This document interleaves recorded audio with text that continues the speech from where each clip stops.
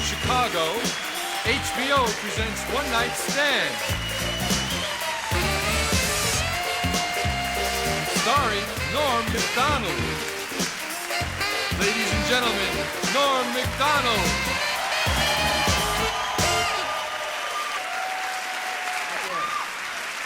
Thanks. Wow, good to see you. Good crowd here. How are you doing tonight? You all right? Good stuff there. Well, I'm doing all right, too. Not much of a day for me. I bit my tongue today. That was about all. You ever do that? Man, that hurts, huh? Still hurts. And very embarrassing biting your tongue, you know. You just be walking down the street, minding your own business, you know. Doodly-doo, doodly-doo, doodly-ho! And then everybody's looking at you and everything there, you know. And you're ashamed, you know. You feel ashamed that you bit your tongue. People go, hey, what's the matter with you there? You go, oh, my uncle's sick. Yeah, I didn't bite my tongue, if that's what you think. I'm surprised I don't bite my tongue all the time, actually, you know, because I got so many teeth, you know. I got 50, 100 teeth, something like that. And they're all right around my tongue there, you know. They don't get out much. But I quit smoking. That's good for your teeth, man. You ever try that? Holy cow, is that tough, huh? I smoked ever since I was a kid. I always remember smoking, you know. One time I remember I was a little kid. I was like 8 years old. And I was behind my garage. I was sneaking a cigarette back there. And my dad caught me. I'll never forget it. His big head came around the corner of the garage. There it was, my dad's big head. And then his body, right after it. There was his body. Trailing his head as it often would. And he grabbed me. And he hauled me in, and I thought I was in for the strapping of my life, you know? What he did is he pulled out his giant cigar. Must have been half the size of my arm, this big cigar. Stuck it in my mouth, lit it up, made me smoke it all the way through, right to the end. That's when I started smoking cigars real heavy. That plan backfired on him. Then there was another time I remember, now that I'm thinking about it. I was behind the garage again, as luck would have it. And this time I was smoking a big fat joint back there. And don't do drugs. And my dad's big head showed up again. And there's no body this time, just a big head. That was the funny part. You like to mix it up like that, you know? So anyways, he grabbed me there with his teeth and he hauled me in. And I thought I was in for the strapping of my life, you know, but injected me with heroin. So he was a strict man, I'll tell you that. But you gotta quit smoking, that's all I know, man. You gotta quit smoking. It's not all I know other things too, but be a kind of a wasted life if that's all I combed out of it there. But you gotta quit smoking, because otherwise you get old and then unhealthy, you know? You see a lot of that, you know? Although some guys don't. You ever see those old guys? Doesn't matter what the hell they do to themselves. They just grow old anyway, you know? Meet a guy, be the oldest bastard you ever met, you know? Just does everything wrong, you know? Every day, I smoke 4 packs of cigarettes. I drink a bottle of Jack Daniels, and I hit myself in the head with a shovel every goddamn day. I'd like to die.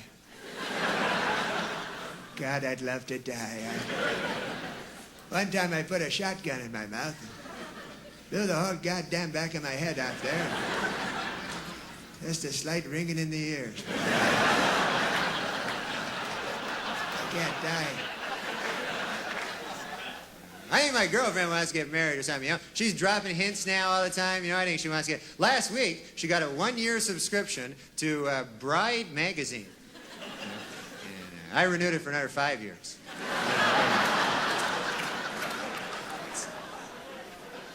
Man, them engagement rings, boy, they cost a lot, boy. I was looking at them. Cost like $1,000, $2,000, you know, $3,000, something like that, $4,000. Big number divisible by 1,000, anyways. And you can get cheap ones too. I saw one ring, $20 there, engagement ring, you know. But what the hell are you gonna do with that, huh? You know? Go, here you go, honey. I love you a little bit. I get down on my knees, but it seems kind of stupid for $20. But I don't know. I don't mind spending a lot of money, but a ring, hey, that's a kind of a pointless thing there, you know? I don't know. I think I'm going to get my girlfriend a nice engagement stereo. You know, nice. Right. Say, with this wall unit I thee wed. Here you guys. There you hold on to that. So, who knows, though, huh? Everything's expensive. Everything costs money there, you know. I went to buy a dog. I couldn't believe how much these dogs cost. Salesman in a store trying to sell me the most expensive dog in the store, you know. Big $600 dog. Big pit bull, $600, you know. And I was looking to pay, you know, maybe a buck, something like that, you know, maybe $2, something like that, you know. But I was going, hey, don't you got a bargain dog around the joint here? Any kind of a dog of the week going on this week? A big bin of dogs, maybe, that I could pull something out of there? But this guy goes, no, he says, why don't you buy this pit bull? He says, this kind of expensive dog, but he goes, this will protect your valuables, this dog. You know? And, you know, I don't have anything very valuable, you know, I don't own a lot of stuff there, you know. I buy the pit bull, that would be the most valuable thing I own, right? I'd have to buy something to protect it then, you know. I'd be out shopping for wolverines the next day there. Show me something in a timber wolf, my good man, I'd be saying to some good man there. No, you don't want a dog like that, man. I want a dog do things for me, you know. Fetch my slippers. That's the joy of having a dog, you know. Pitbull won't do that stuff. Go, hey, Pitbull, fetch my slippers. Pitbull go, hey, I could kill you, pal. I'm a Pitbull. Don't you read the papers or anything? I kill. That's all I don't fetch. I fetch people. That's all I fetch. I can fetch you a guy. That's the best I could do there. And maybe you're wearing some slippers. How'd that be? When I was young, no such thing as a pit bull. When I was a kid, it was the meanest dog around, the Doberman dog, you know? And they'd kill you, too. They'd rip your throat out just the same, you know? But not fast like a pit bull, eh? A Doberman always give you a little head start there, you know? They were a sporting dog, them Doberman. They'd see you in the street, they'd go, hey, that your house over there? Yeah, go ahead.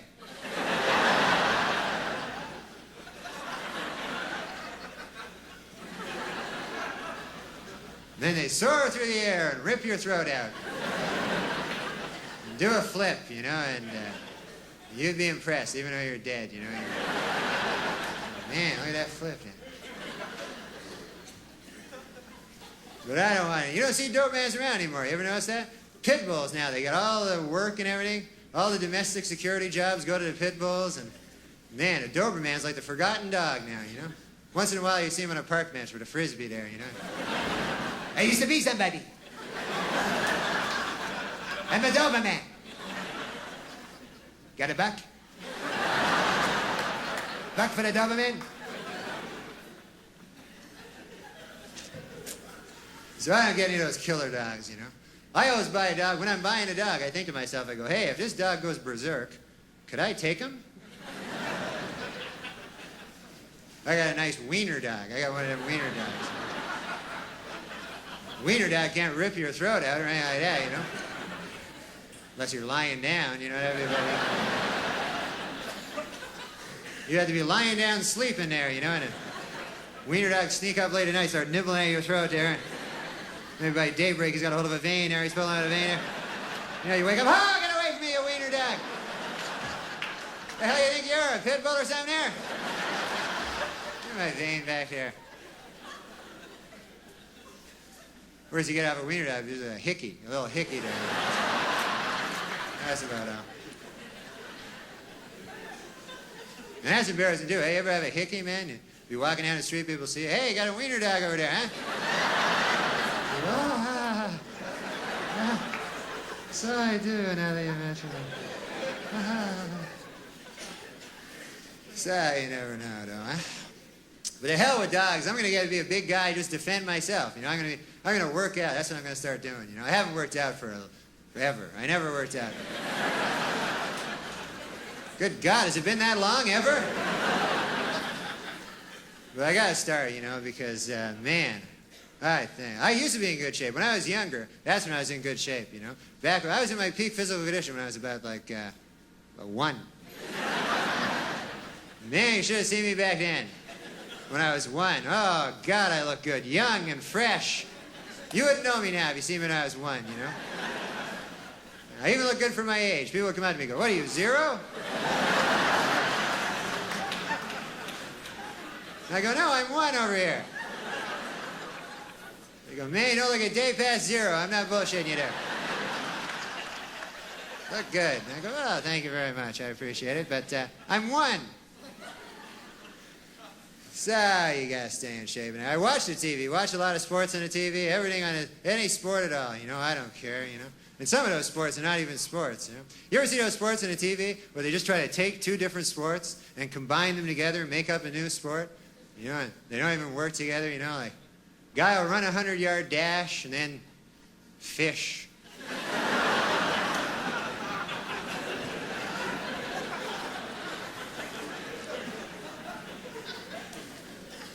But I don't know. So there's one cliff diving. There's a weird sport. Hey, a guy diving off a cliff there, and they're trying to pass it off as a sport. You know, it's like attempted suicide pretty well, eh?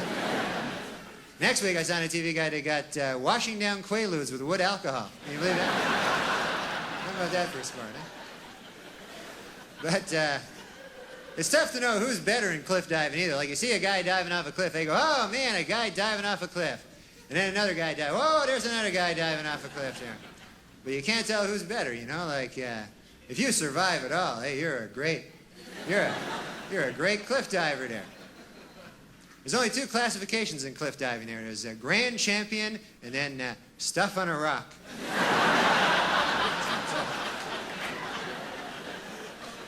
Very hard to make a comeback in that sport, I'll tell you that. It's a lot of dedication there. Oh, man. But I don't know, though, you know. I love the TV, though. Anything on the TV at all. Watch game shows. You ever watch them? You ever see that game show, The Dating Game? That's the oddest game show I ever saw, that show, you know. They got no prize in the show. They just give you, like, another contestant. That's your prize. Just pair you off. No budget at all on the show, you know. And they always do the same thing on the show. They get a beautiful girl, match her up with 3 giant geeks there, you know. Last week they had a guy on, was like a crazy guy, loony bin, kind of a psycho wingnut, you know. You can tell by how they introduce him. Bachelor number 2 is a shadowy lurking character. From no fixed address, please welcome.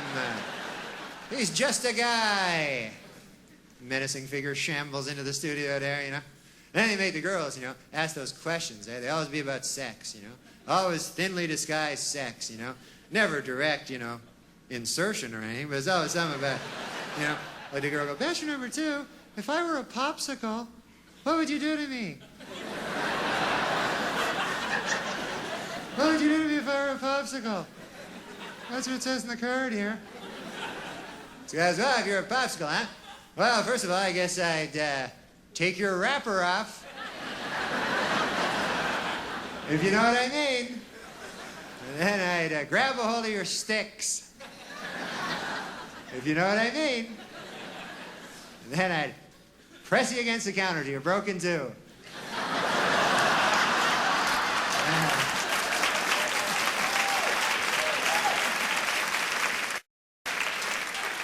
Put half in the freezer till later. You know what I mean there? You understand what I'm getting at? Guy was nuts. Crazy as a hoot owl, this guy.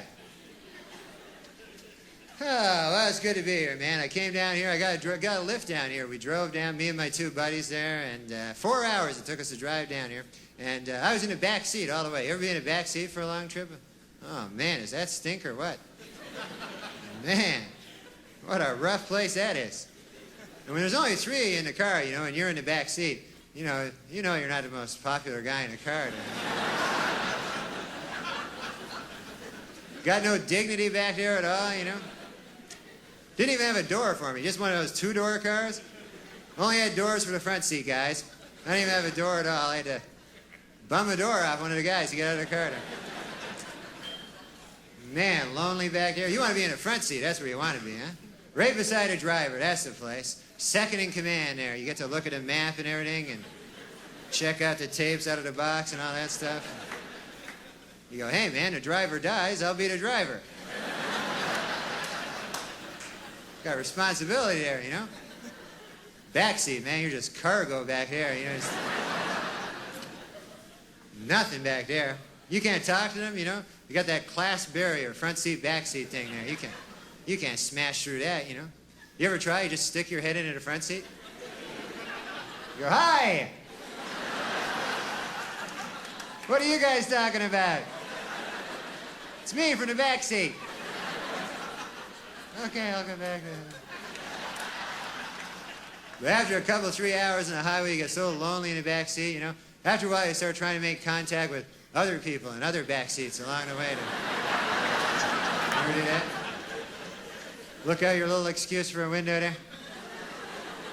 I'm backseat people too over here. We must band together. I have some literature for you to look at there if you want. Could be a cow in the back of a flatbed truck there. Hello there. It's livestock, but it noticed me there. You really tell how they care about you in the backseat by that fucking seatbelt they give you, huh? Just right here, no shoulder strap or nothing, just same seatbelts they banned from the front seat back in the 50s. I said, man, we can't have these in the front seat. We throw them in the back seat. We'll give you shoulder straps up here and airbags, and on impact, a medic will jump out of your glove compartment there. You're good up here. Even got a headrest for it, you know? So your head doesn't hurt or anything. You know? Man, you be in the back seat, that headrest just be like a face smasher to you, you know? Just grimly mocking you for the whole trip there. Headed going to that like an overripe cantaloupe there, you know? Just splash. The only way you can escape it is to sleep, you know? That's the only thing you can do in the back seat. Sleep and for a chance to dream. I love sleeping. I know you like to sleep? Oh, it's the best, man. You ever be having a really good dream, and then right in the middle of the dream, you wake up, right in the best part of the dream, and there you are, back in your stinking life again? Man, that's rough, huh? So then you fall asleep, try to re-dream it. Man, that never works out there.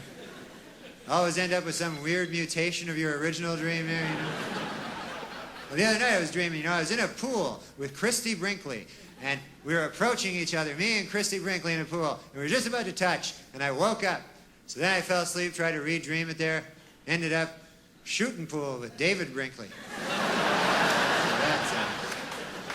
That wasn't very much fun there, I'll tell you that, man. Well, I'm looking for gifts. You ever get a bad gift, you know? Last Christmas, man, I got the worst gift a guy ever gave me. He gave me a lottery ticket. You ever get that for a gift? Man, what a stinking gift that is. Huh?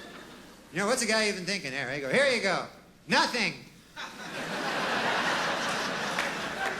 Merry Christmas. It's nothing. From me to you, not anything. You know, unless it wins, then it's not, man. But let's face it, you give a guy a lottery ticket, you know, you don't want it to win. What kind of fucking nightmare would that be, you know? Man. Imagine that, you get a call a week after Christmas there, go, hey, Fred, what's happening there? Yeah, I remember that ticket I give you. 14 million bucks, huh?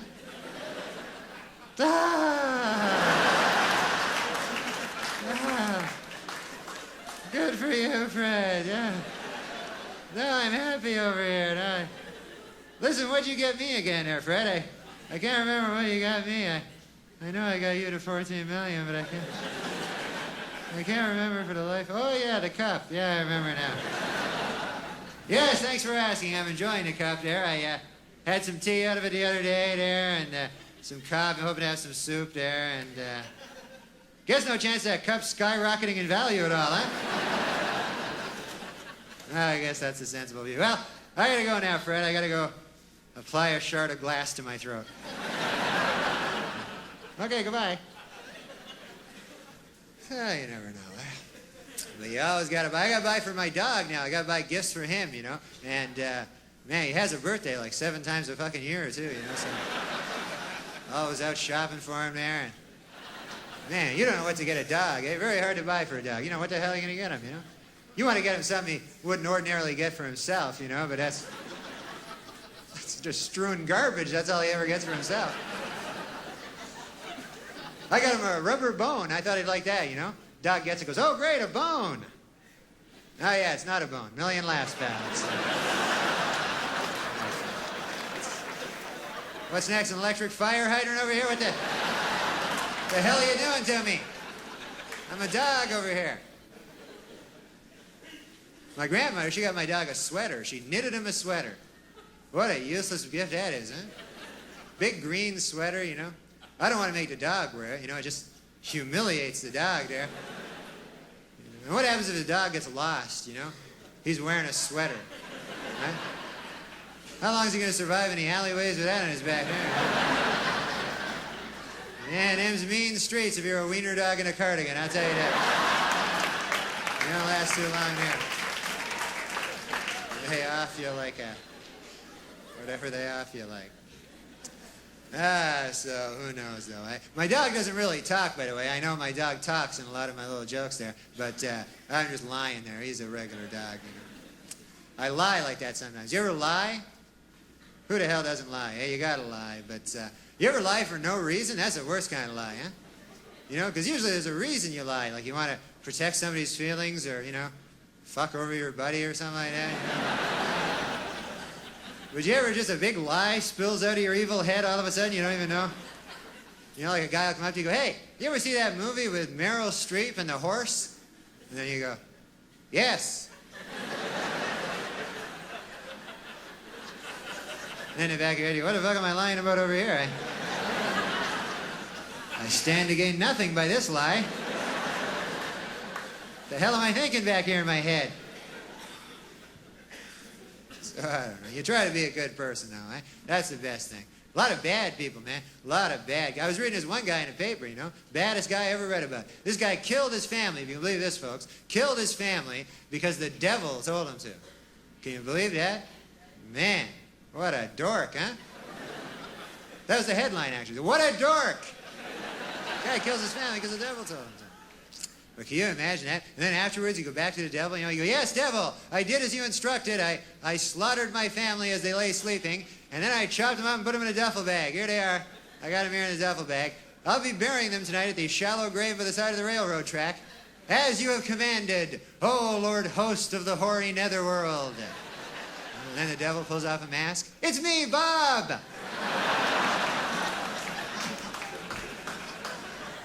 Then you go, ha, Bob! Jeez, you got me there, Bob. You got me. Is my face red or what over here? I got my family in a duffel bag. That's one for you there, Bobby boy.